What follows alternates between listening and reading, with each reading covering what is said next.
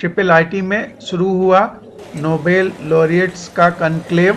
विज्ञान में हो दिलचस्पी, युवाओं से नोबेल लॉरिएट कर रहे हैं संवाद।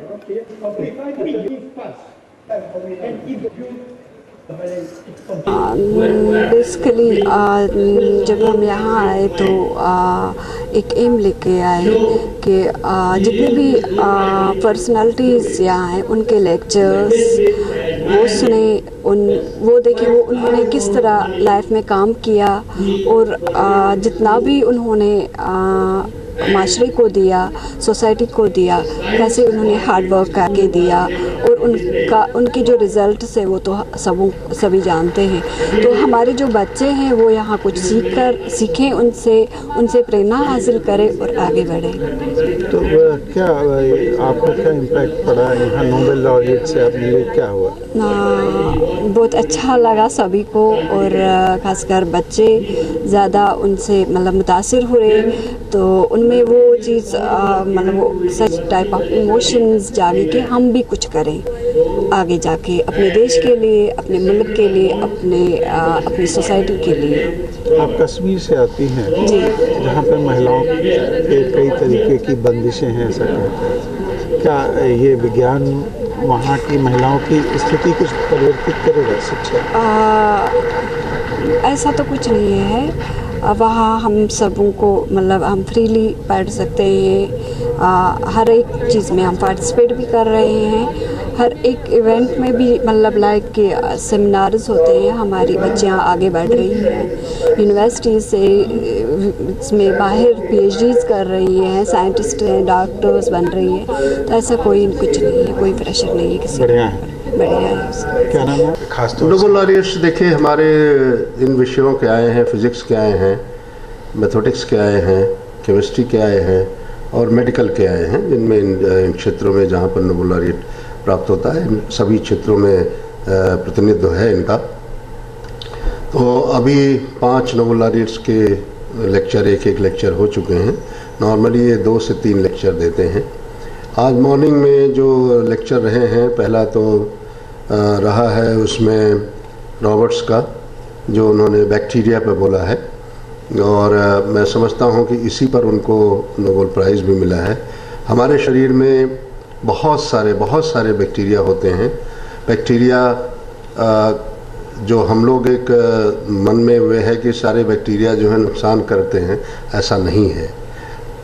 बहुत सारे बैक्टीरिया जो हैं, मेरे 90%, 95% ये हमें लाभ करते हैं और ये जीवन को, हमारे शरीर को सुदृढ़ रखना चाहते हैं, जिससे आपकी लंबी आयु हमारी रखना चाहते हैं। लेकिन समाज में कुछ भ्रम है कि ये बैक्टीरिया जो हैं, सारे बैक्टीरिया नुकसान करते हैं, वो हैं।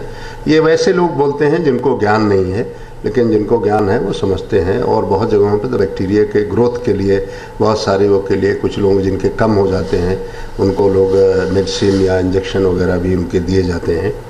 तो सीरियस बीमारियों में कह लीजिए कि निश्चित रूप से इसके वो दिए जाते हैं।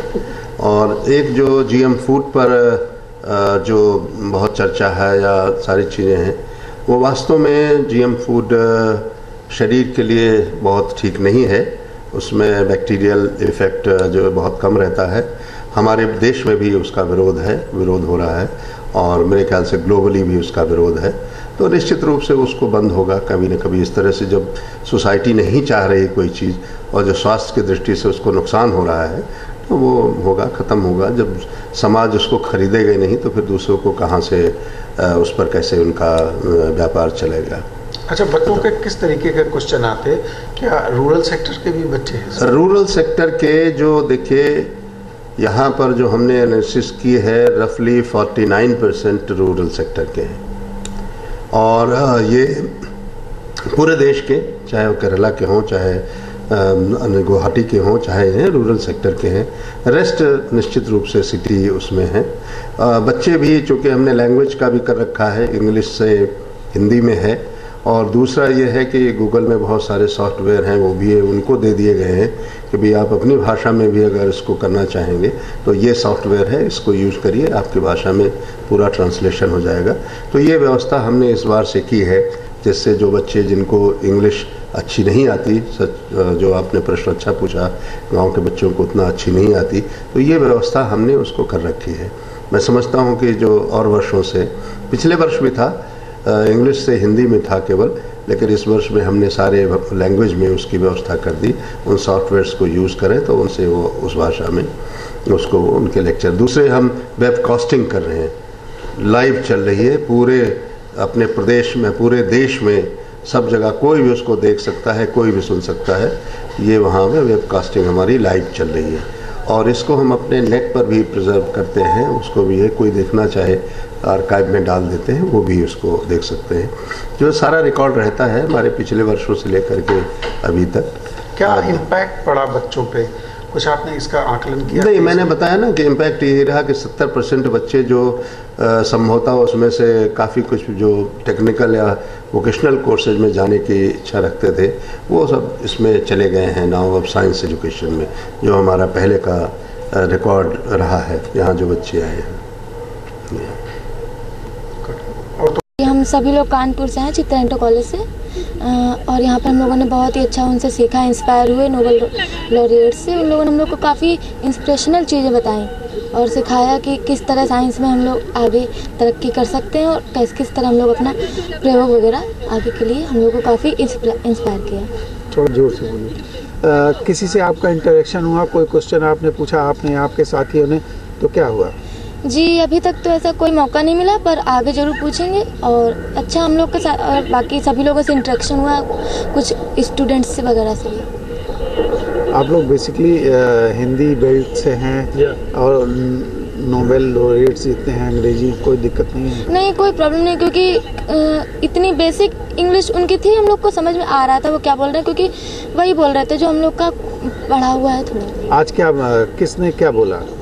आज क्या नाम, थॉमस जे, नहीं, रॉबर्ट जे, रिचर्ड जे रॉबर्ट ने बोला था, उनका लेक्चर हुआ था।